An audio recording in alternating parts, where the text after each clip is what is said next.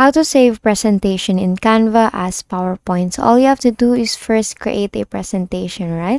So let's just use here some templates, a ready-made templates here. So here I have created a 6 pages presentation, and to be able to save this presentation in Canva as PowerPoint, on the upper right you'll see a share button here, right? Tap on share here and it will look like this.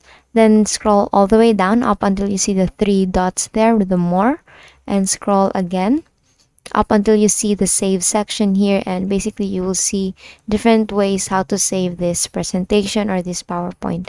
Now the next thing that you want to do is here you will see Microsoft PowerPoint. Tap on PowerPoint there, and here you will see all pages will be saved. Tap on download and just wait for this to load. And here, once it's downloaded, it will be automatically saved as PowerPoint. Now, if you open that PowerPoint, as you can see, you have the 6 pages here, and you have successfully saved the presentation in Canva as PowerPoint. And that's it.